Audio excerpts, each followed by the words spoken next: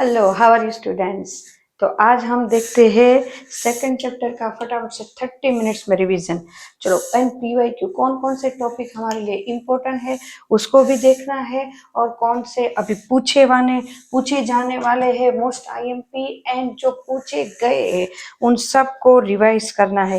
तो स्टूडेंट जल्दी से टेक्स्ट बुक को ओपन करो और चैप्टर को ओपन करो। सेकंड चैप्टर कौन से टॉपिक को हमें ज्यादा करना चाहिए, कौन से ऐसे क्वेश्चन है जो इस बार आने वाले हैं या तो आ सकते हैं। ऐसे 99% मुझे जो प्रोबेबिलिटी लग रही है उसको हम एक बार देख लेते हैं। तो चलो, अपनी टेक्स्ट बुक, मैंने यहाँ पे अपनी टेक्स्ट बुक अपने टैब में ओपन कर ली है, आप भी अपने ओपन कर लो। चलो स्टूडेंट्स, फटाफट से हम थोड़े थोड़ी रिवाइज कर लेते हैं। वैसे आपने पूरा चैप्टर पढ़ा हुआ है, आपको सब कुछ आता ही है। कॉन्फिडेंस रखो स्टूडेंट कि आपको सब कुछ आता ही है। चलो चैप्टर ओपन करो, स्टार्टिंग से ओपन करो। What is electrochemistry. तो हमारा चैप्टर है सेकंड चैप्टर जो हमें क्या समझाता है। सेकंड चैप्टर हमें समझाता है कि कोई रिएक्शन जो हो रही है, कोई भी रिएक्शन, जो रेडॉक्स रिएक्शन जो 11th में हम कर चुके हैं, जो रेडॉक्स रिएक्शन हो चुकी है ये तो हो रही है, उनसे रेडॉक्स रिएक्शन से हम कैसे इलेक्ट्रिसिटी ले सकते हैं या तो उनको हम कन्वर्ट कर सकते हैं। मतलब केमिकल रिएक्शन को, केमिकल एनर्जी को कैसे इलेक्ट्रिक एनर्जी में कैसे कन्वर्ट कर सकते हैं, उन सबको इस टॉपिक में पूरा लेना है। इस चैप्टर में पूरा यही समझने वाले हैं। बहुत सारे ऐसे बहुत इंपॉर्टेंट टॉपिक है जो हमारे आसपास है, इस चैप्टर में हमें समझाए गए हैं, बट हमें पता ही नहीं होता है कि इनमें ये हो रहा है, ये रिएक्शन हो रही है। इससे पहले भी मैंने कहा है मेरे लेक्चर में कि हम अगर केमिस्ट्री में जो चीजें आ रही है, जो टॉपिक आ रहा है, उनको अपने साथ इंक्लूड करें, मतलब अपनी डेली रूटीन लाइफ में इंक्लूड करें। अपने जो घर में जो चीजें हैं उनके साथ, हम जो यूज कर रहे हैं उनके साथ उनको एग्जाम्पल लेके इंक्लूड करें ना, तो ये जो केमिस्ट्री है ना बहुत इजी हो जाएगा। बट टेक्स्ट बुक में भी ऐसी लैंग्वेज लेते हैं कि ऐसा लग रहा है कि यह कहाँ जाके ये साइंटिस्टों ने वर्क करा होगा। तो फर्स्ट हमारा टॉपिक, फर्स्ट पेज पे हमें इंफॉर्मेशन, सिंपल इंफॉर्मेशन दी है, और कैसे कैसे कुछ कुछ जैसे कि हाइड्रोजन, ऑक्सीजन, कॉपर, जिंक हम ले सकते हैं इलेक्ट्रोलाइसिस से, वो हमें एक पैराग्राफ में दिया है। बट हमारा सबसे फर्स्ट स्टार्ट हो रहा है टॉपिक इनमें 2.1 टॉपिक हमारा है इलेक्ट्रोकेमिकल सेल में जिंक और कॉपर का एग्जाम्पल दिया है। मैंने यहाँ पे भी लिखा है जिसको हम डेनियल सेल भी कहेंगे, बराबर। मैंने इसीलिए इसमें लिख के रखा है ताकि हमारा टाइम ज्यादा जाए नहीं, और आपको मतलब 30 मिनट्स के आसपास आपको पूरा चैप्टर का रिवाइज हो जाए। साथ साथ में कौन से ऐसे एग्जाम्पल है जो करने चाहिए वो भी देख लेते। पहले हर एक चैप्टर का मैं 1 बाय 1 भेजूंगी। आप पहले अपने ये जो मेरी चैनल है उसको सब्सक्राइब करो और बेल आइकन दबाओ ताकि नोटिफिकेशन आते रहे आपके। चलो, तो सबसे पहले इलेक्ट्रिक सेल, इलेक्ट्रोकेमिकल सेल, उसको डेनियल सेल भी कहते हैं। क्या है इसमें, तो कि दो ऐसे कंटेनर लिए हैं, बीकर लिए हैं। इसमें एक में जिंक सल्फेट के सॉल्यूशन को भरा है और जिंक रोड को रखा है। एक में कॉपर के सॉल्यूशन को भरा है और कॉपर के रोड को रखा है। उसमें 3 टाइप्स की, अलग अलग टाइप्स की, डिफरेंट टाइप की ऐसे रिएक्शन हमें दिखाई गई है जो मैंने यहाँ पे बोर्ड पे लिखी है। कैसे लिखी है, तो कि ये एक कॉमन है रिएक्शन जो स्टार्टिंग में हमें दिखाई गई है कि जहाँ जिंक का ऑक्सीडेशन हो रहा है और कॉपर है रिडक्शन कर रहा है, मतलब जिंक इलेक्ट्रॉन दे रहा है और कॉपर इलेक्ट्रॉन ले रहा है, और ये है पूरी रेडॉक्स रिएक्शन। ये पूरा जो टॉपिक है, इनके सारे टॉपिक में इतने डिटेल में नहीं जा रही हूँ, वो हम डिटेल में कर चुके हैं। बट ये अभी क्या कर रहे हैं, रिवाइज कर रहे हैं कि कौन सा टॉपिक करना है, ये रिवाइज करने हैं। तो ये हमें आने चाहिए, ये 1 मार्क्स में, 2 मार्क्स में आ सकते हैं कि अगर 1.1 की वैल्यू अगर एक्सटर्नल से ज्यादा है, बराबर है, तो यहाँ पे क्या है, तो कि यहाँ पे Zn इलेक्ट्रॉन कॉपर को दे रहा है, मतलब Zn में से कॉपर में इलेक्ट्रॉन जा रहा है ऐसे। तो करंट कैसे जाएगा, उसके ऑपोजिट करंट ऐसे जा रहा है, तो ये करंट ऐसे जा रहा है, ये दिखाया गया है यहाँ पे। Zn लेस हो रहा है, कम हो रहा है, और कॉपर ज्यादा बन रहा है। कॉपर जो है रोड, उसमें से कॉपर है, उसके ऊपर कॉपर आ रहा है, उसके सॉल्यूशन में से कॉपर बन बन के रोड के ऊपर आ रहा है। सेकंड है ई एक्सटर्नल 1.1 वोल्ट। 1.1 वोल्ट का मतलब है कि अभी रिएक्शन स्टॉप हो गई है, अभी रिएक्शन में बैलेंस हो गया, एनोड और कैथोड के ऊपर से बैलेंस हो गया। देन से इसमें ना तो कॉपर लेस हो रहा है, ना तो Zn इंक्रीज हो रहा है, कुछ भी नहीं हो रहा है। देन है उसमें सेल कैसे लिखे जाते हैं, सेल, तो कि सेल है वो कैसे लिखी जाएगी, एनोड और कैथोड, और बीच में ब्रिज होगा। थर्ड टाइप की, सेकंड, यहाँ सेकंड लिख लिया है मैंने, third, this is third type. Third type की कैसे होगी, तो कि अब ई एक्सटर्नल है कम हो रहा है, 1.1 की वैल्यू ज्यादा हो रही, मतलब ये कि अभी Zn में इलेक्ट्रॉन जो Zn दे रहे थे वो कम हो गए, फिनिश हो गए, ऐसा समझो। और कॉपर है वो इलेक्ट्रॉन ले रहा था, उनकी भी कैपेसिटी फिनिश हो गई।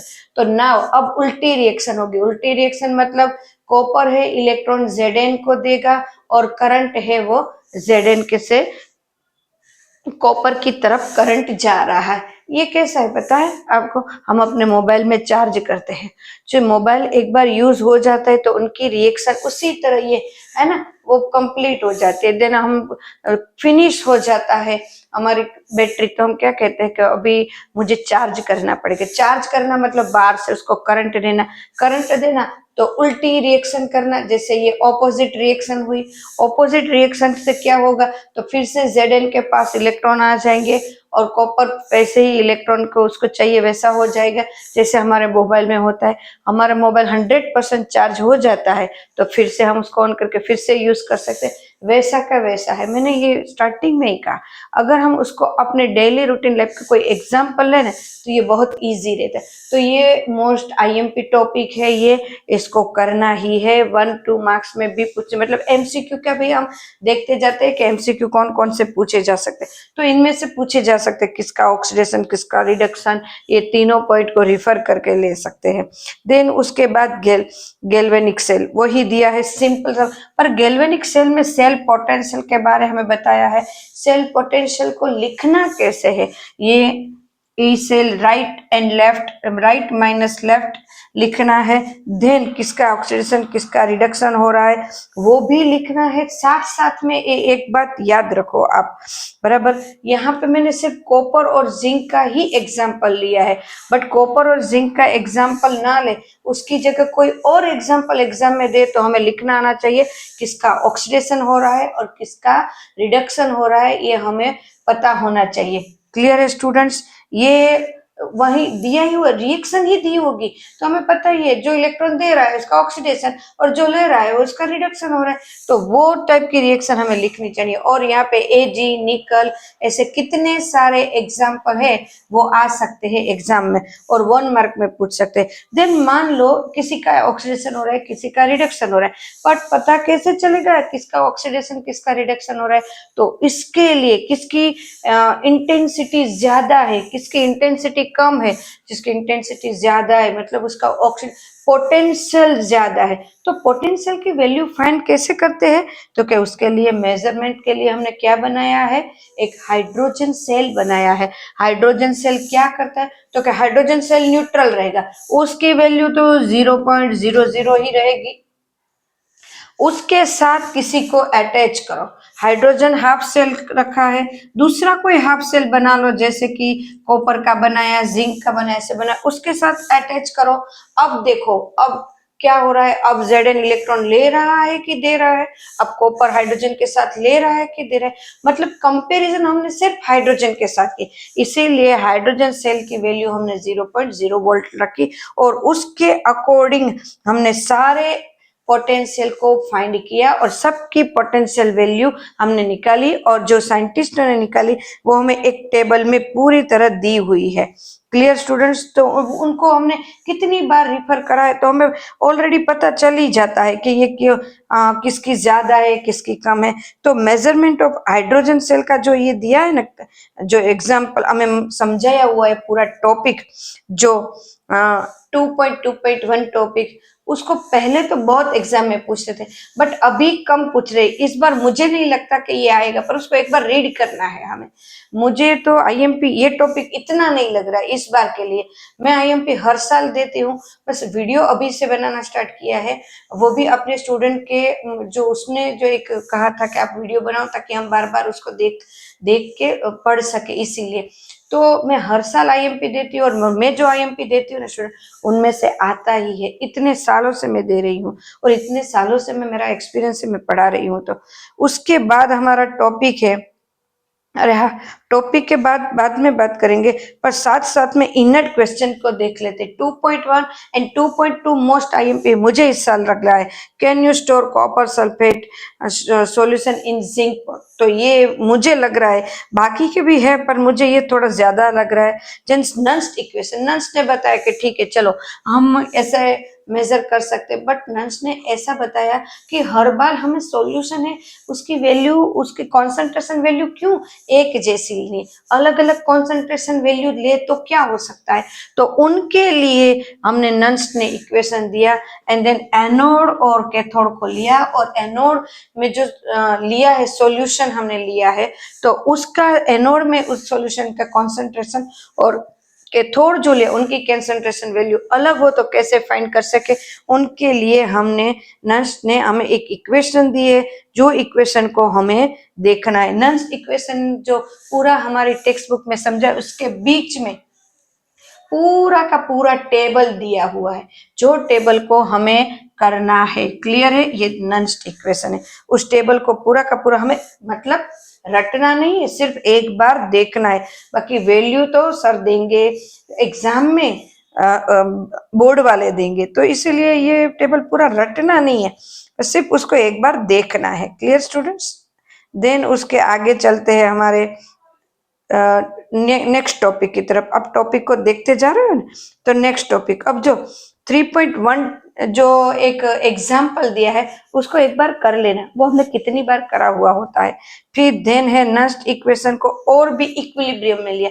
उन्होंने कहा कि मान लो सॉल्यूशन का भी वैल्यू दिया है, सब कुछ दिया, पर मुझे अभी जो मैंने लिया है सॉल्यूशन, दो एनोड और कैथोड के बीच में, उनके बीच में इक्विलिब्रियम हो जाए तो सॉल्यूशन सब कुछ वैसे सेम हो जाए। तो हमने 6 चैप्टर 11th में करा है इक्विलिब्रियम, तो उनमें इक्विलिब्रियम हो जाए तो हम उसको कैसे लिख सकते हैं, तो उनका भी हमें फॉर्मूला दिया हुआ है, हमें तो सिर्फ थोड़ा सा प्रूव करना है, बाकी हम समझ। तो यहाँ पे लोग कैसे लेके, कैसे मतलब कांस्टेंट, बराबर इक्विलिब्रियम कांस्टेंट।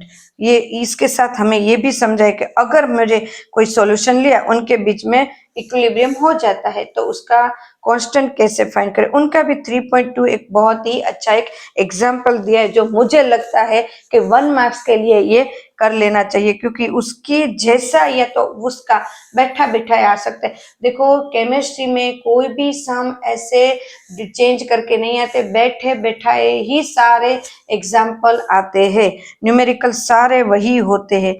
देन उसके बाद है गिब्स एनर्जी, तो साथ साथ में गिब्स भाई भी आ पड़े, और गिब्स भाई ने भी कहा, ये जो साइंटिस्ट भाई गिब्स है उन्होंने कह दिया कि अगर आप ये कर ही रहो तो मैं भी थोड़ा ऐड कर दूं। तो उन्होंने क्या ऐड कर दिया, डेल्टा जी, मतलब डेल्टा जी को तो हम 11th में कर चुके हैं। गिब्स एनर्जी, क्योंकि गिब्स ने दी एनर्जी कितनी रिलीज हो रही है, कितनी एब्जॉर्ब हो रही है, एक्सोथर्मिक एंडोथर्मिक, तो उन्होंने भी साथ साथ में एक एनर्जी वाला रिएक्शन दे दिया। साथ साथ में उन्होंने ये भी कहा नस्ट इक्वेशन के उनमें ही चेंज करके बताया कि चलो इक्वेशन को तो रखो, साथ साथ में एनर्जी को भी फाइंड करो, मतलब कांस्टेंट को भी रखो और इक्विलिब्रियम कांस्टेंट को भी साथ पे रखो और एनर्जी को भी फाइंड करो। तो उन्होंने दोनों साथ में कर दिया, तो ये अच्छा है ना, एक साथ कितनी सारी चीजें हम फाइंड कर सकते। तो उनका एक एग्जाम्पल है 2.3, इट्स आईएमपी समझ लो, उसको उसको भी समझ। बट अब जो आ रहा है मेरे ख्याल से मोस्ट आईएमपी इस साल लग रहा है इनट क्वेश्चन में 2.4, जिसकी पीएच वैल्यू दी हुई है 10, और उस सॉल्यूशन का हमें पीएच दिया है 10 और पोटेंशियल ऐड करके लेना है। तो वो एक आईएमपी मुझे इस साल लग रहा है। और उसके नीचे का दोनों जो है 2.5 एंड 2.6, तो ये मुझे लग रहा है कि ये दोनों आ सकते हैं। फर्स्ट वाला जो 2.4 है ना, इट्स वेरी इंपॉर्टेंट, बहुत इंपॉर्टेंट है। अभी जो टॉपिक आ रहा है ना, जो अभी जो हम करें conductivity, conductance and electrical solution, इस साल मुझे ऐसा लग रहा है उनमें से मैं मान लो तो 2 ही टॉपिक ऐसे क्वेश्चन बेस पूछेंगे कि what is conductivity, what is molar conductivity, ये पूछ सकते हैं 2 मार्क्स में। बाकी मुझे ये लग रहा है कि ये कंडक्टिविटी वाला है ना, वो सारे के सारे है ना 1 मार्क्स में आएंगे इस बार, 1 मार्क्स में, क्योंकि 2 मार्क्स का मुझे नहीं लग रहा है। 2 मार्क्स का मैंने अभी ऊपर पीएच वाला दिखा है ना, वो एक लग रहा है अगर उसको बताए तो, या तो उसको 1 मार्क्स में भी पीएच 10 वाला ले सकते हैं। तो अभी ये कंडक्टिविटी वाला है जिसमें सारी डेफिनेशन है, what is conductivity, what is molar conductivity, उसके यूनिट क्या है। तो यहाँ पे मैंने कंडक्टिविटी, मोलर कंडक्टिविटी उसको दिखाया है। तो के क्या है, जी क्या है, जी स्टार क्या है, ये इनको एक बार तो करना ही है। रेजिस्टिविटी क्या है, रेजिस्टेंस क्या है, बराबर है। तो ये है ना, मुझे ऐसा लग रहा है कि ये इस बार आ रहे हैं 1-2 मार्क्स में तो नहीं, बट 1 मार्क्स के एमसीक्यू में आ सकते हैं। उनके सारे जो है डेफिनेशन ये सब, तो ये डेफिनेशन याद रखना पड़ेगा कि ए क्या है, के की वैल्यू क्या लेंगे, या तो के क्या हो सकता है, लेमड़ा क्या है, अल्फा क्या है। तो ये एक हो सकता है 1 मार्क्स में। क्लियर है। उसके साथ साथ आगे टॉपिक में जाए तो हमें एक दिया हुआ है वो 1 मार्क्स के लिए मेरे ख्याल से इलेक्ट्रिकल कंडक्टेंस। इलेक्ट्रिकल कंडक्टेंस है वो कौन कौन सी बात पे डिपेंड है। तो 3 पॉइंट है, हमें 4 पॉइंट, एक ऐसा पॉइंट दिया होगा जो इनसे मैच नहीं हुआ होगा, तो वो 3 पॉइंट करने हैं, ताकि हम ये एमसीक्यू के लिए मोस्ट आईएमपी है, स्टूडेंट करते जाओ मोस्ट आईएमपी। फिर हम 10 मिनट का रिवाइज करेंगे, 10 मिनट का रिवाइज का एक वीडियो दूंगी जिसमें सारी केमिस्ट्री की, मतलब केमिस्ट्री के 1 to 10 चैप्टर है, उनमें 10 मिनट में कैसे रिवाइज कर सकते हैं वो एक वीडियो लेंगे।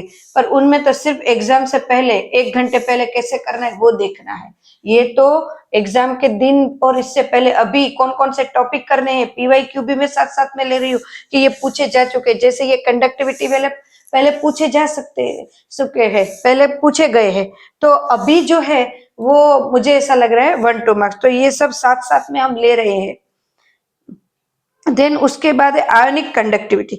आयनिक कंडक्टिव सॉल्यूशन है वो कौन कौन सी बातों पे डिपेंड है, तो वो एक 5 पॉइंट दिए हुए, 5 पॉइंट्स दिए हैं, उनमें से 3 पॉइंट राइट दे सकते हैं और 1 पॉइंट है रॉन्ग, या तो ऐसा भी बोल सकते हैं कि बहुत सारे रॉन्ग दे देंगे, एक ही राइट देंगे।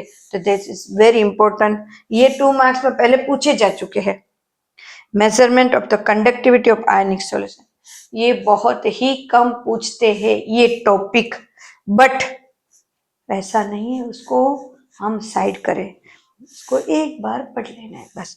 और फॉर्मूला जो है ना वो एक बार हमें ले लें, जैसे सेल कंडक्टेंस की फॉर्मूला है ये जो मैंने लिखी है ना, ये एक बार सेल कंडक्टेंस के L/A दिस आर के रेजिस्टेंस एंड कांस्टेंट, ये एक बार हमें लिख लेना है बस, हमें उसको एक बार लिखना है।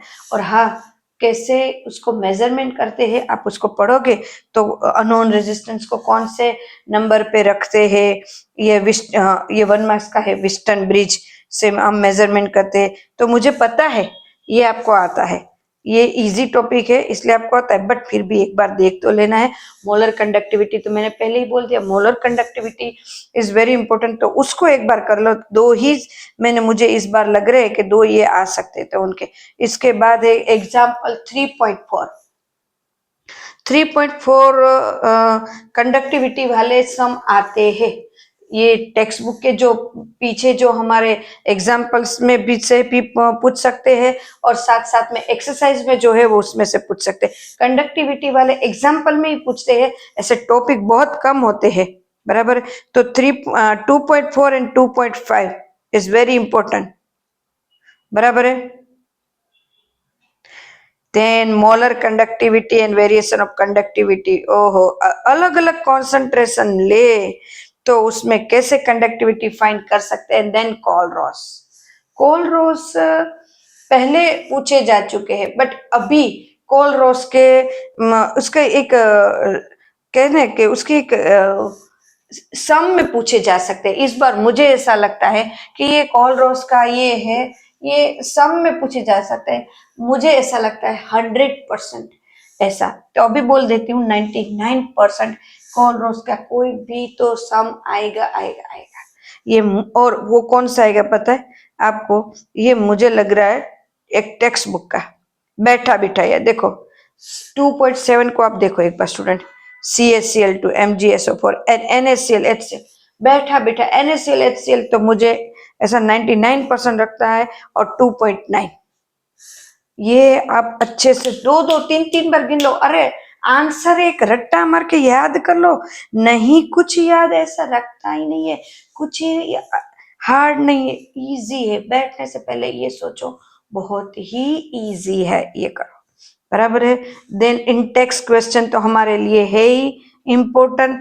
Then electric cell and electrolysis, ये टॉपिक इस बार है इलेक्ट्रोलाइसिस। फिर उसमें मैंने अभी बोला ना कॉलरोस लो, एक बार कर लेना है। फेराडेज लो, फेराडेज लो क्या है तो वो तो हमें पता ही है, Q = IT फेराडेज लो है। उसमें इलेक्ट्रॉन, कितने इलेक्ट्रॉन वो एक्सचेंज हो रहे उतने मोल्स लेंगे हम, वो एक बार देने। तो सिंपल ऐसे पूछ सकते हैं, मान लो कि जो फेराडेज लो है तो दोनों लो को आप लिखो और उसका एक मतलब फॉर्मूला लिखो, तो ये एक हो सकता है। बट अभी जो आ रहा है प्रोडक्ट ऑफ इलेक्ट्रोलाइसिस, मुझे ये लगता है इस बार कि प्रोडक्ट ऑफ इलेक्ट्रोलाइसिस है ना, उनमें से कुछ ना कुछ पूछेंगे प्रोडक्ट ऑफ इलेक्ट्रोलाइसिस। तो ये हम आज करते हैं अभी कि प्रोडक्ट ऑफ इलेक्ट्रोलाइसिस का मैंने एक टेबल दिया है, तो इलेक्ट्रोलाइसिस के में ये याद रखो और टेबल लिख के रखो स्टूडेंट्स। ये टेबल है ना, लिख के रखो आप। मुझे ये लगता है ये IMP टॉपिक है और ये एग्जाम पे पूछ सकते हैं। और ये जैसे कि NaCl का सॉल्यूशन लिया तो क्लोरीन और एनोड पर क्या मिलेंगे, कैथोड पर क्या मिलेंगे, और बाई प्रोडक्ट तो साइड प्रोडक्ट 0। NaCl कॉन्सेंट्रेशन वाला NaCl लिया है तो एनोड पर क्लोरीन, कैथोड पर hydrogen and NaOH side product या तो बाई प्रोडक्ट मिलेंगी, बराबर। NaCl डाइल्यूट लिया है, सुनो स्टूडेंट्स लिसन, NaCl डाइल्यूट लिया है ना तो ऑक्सीजन हाइड्रोजन ही मिलेंगे, Na और Cl तो कुछ भी नहीं मिलेंगे, क्योंकि उनका अभी ऑक्सीडेशन रिडक्शन होना इससे पहले वाटर H2O का हो जाता है, इसीलिए ये नहीं मिल सकते, क्लियर।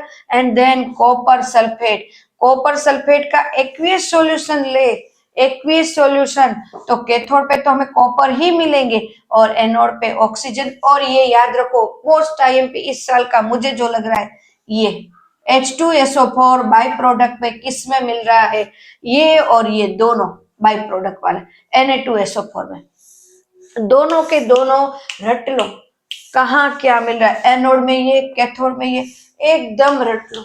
ये मैं बोल रही हूँ ना 99.9% ये दोनों में से एक क्वेश्चन तो आएंगे।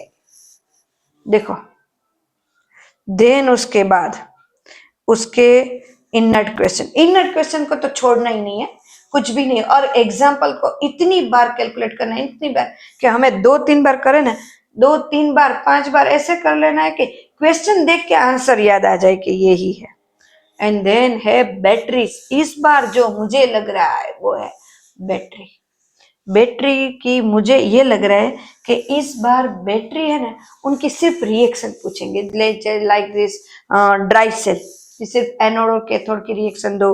देन हाइड्रोजन सेल की एनोड और सेकेंडरी सेल की एनोड और कैथोड की रिएक्शन दो। तो ये जो बैटरीज है ना, उनमें ये ही करना है कि सबसे पहले बैटरीज में और कुछ आता ना आता चलेगा, आपको रिएक्शन लिखनी आनी चाहिए। एनोड में क्या रिएक्शन हो रही है, कैथोड में क्या रिएक्शन हो रही है, वो रिएक्शन तो आनी ही चाहिए आपको। वो रिएक्शन अगर लिख ली ना स्टूडेंट, अगर पूरी बैटरी पूछी है, मान लो 3 मार्क्स में पूरी बैटरी पूछी है, बट आपने रिएक्शन राइट लिखी ना तो भी आपको 2 मार्क्स मिल जाएंगे। फिर लिखना इधर उधर थोड़ा सा कम होगा और उसकी वोल्टेज वो बैटरी कितना देती है, बस इतना याद रखो बैटरी के लिए। फ्यूल सेल का भी अभी रिएक्शन याद रखो, सबकी रिएक्शन याद रखो। इस बार का मोस्ट आईएमपी ये टॉपिक है स्टूडेंट। एंड देन इस साल की मोस्ट और एक एग्जांपल दे रही हूँ, आईएमपी कोरोसन। कोरोसन जो जंग लगना है उसकी भी रिएक्शन रट लो, दो दो तीन तीन बार लिख के रख लो, वो आएगी। प्रिवेंटेशन पूछ सकते हैं, अगर 4 मार्क्स में ये पूछा, 4 मार्क्स में तो सम ही पूछेंगे, बट मान लो किसी को ये पूछना है 3 मार्क्स में, तो मैं जो बोली वो, और सारे इनर्ट और एग्जाम्पल सॉल्यूशन सारे करने हैं। अब देखो, अब जा रहे हैं हम एक्सरसाइज की ओर। एक्सरसाइज में कौन से क्वेश्चन ऐसे जो आ सकते हैं, तो मेरे ख्याल से अभी देखो 2.5 देखो, 2.5 एग्जाम्पल देखो, उनमें से कुछ भी तो एग्जाम में पूछ ही सकते हैं। और कौन सा पूछ सकते हैं, कोई भी 1 मार्क्स में भी और 2 मार्क्स में भी पूछ सकते हैं। देन 2.9 कंडक्टिविटी 2-3 बार पूछे गए, पीवाईक्यू साथ साथ में बोल नहीं रही हूँ कि ये पूछा गया, बट ये पूछे गए हैं। साथ में 2.8 भी पूछ लिया है, बराबर है, साथ में पूछे जा चुके हैं ये सब। फिर 2.11 तो अभी पूछा, इतना नहीं लग रहा है मुझे कि अभी पूछे। फिर उसके बाद ये 2.17 को एक बार देख लेना, 2.18 को। 2.18 is very important, very important। 2.18 students and 2.16, yes, ये तो मैं कैसे भूल सकती हूँ, उसको कितनी बार पूछ लिया है पीवाईक्यू में, हम लिख सकते हैं उसको। और जितने जितने एग्जांपल्स हम करें वो पीवाईक्यू में भी आ चुके हैं, बस सिर्फ मैंने ये नहीं बोला कि कौन से साल में पूछे जा चुके हैं, बस। तो ये बस इतना कर लो स्टूडेंट्स, मुझे नहीं लगता ये, अगर ये आप बैठो तो ये पूरा चैप्टर है, सुबह से आप बैठो मॉर्निंग में, सुबह 6 बजे बैठ जाओ, 5:30 बजे लोग सोए हो तब हमें स्टार्ट कर देना है, ये बैठ जाओ, फिर दोपहर 12 बजे तक एक चैप्टर फिनिश। और इसके जितने भी मार्क्स है हमारे पॉकेट में, नहीं है हार्ड, कुछ भी नहीं है। सोच के बैठो, चैप्टर बहुत इजी है, ये सोच के ही बैठना है कि चैप्टर बहुत ही इजी है, ये सोच के ही बैठना है कि मुझे आता है, ऐसा कॉन्फिडेंस करके ही बैठो स्टूडेंट्स, मुझे नहीं लगता कुछ भी हार्ड है। Clear students? तो आज ये आपको बताया सेकंड चैप्टर के आईएमपी, देन थर्ड चैप्टर के आईएमपी, साथ साथ में जो टॉपिक मैंने बोले हैं ना वो पीवाईक्यू में भी आए हैं और आईएमपी जो दिए है वो, और साथ साथ में यहाँ पे भी आने वाले हैं स्टूडेंट्स। तो आज सेकंड चैप्टर में इतना, देन थर्ड चैप्टर सब्सक्राइब कर लेना ताकि 1 बाय 1 वीडियोस, शॉर्ट वीडियोस भी मिलती रहे ना, शॉर्ट वीडियोस भी आएगी और 10 मिनट रिफर भी आएगा। क्लियर है स्टूडेंट्स? तो अगले दिन कैसे 10 मिनट रिफर करना है वो भी पूरा वीडियो, उसमें सारे चैप्टर हम ले लेंगे, जितने भी चैप्टर इसको बस 10 मिनट में ले लेंगे। उसको अगर मैं बोलूंगी तो किस तरह से, सिर्फ अपनी इक्वेशन बोलूंगी, 10 मिनट में सब रिफर। Clear students? तो आज इतना। Okay students, take care, bye.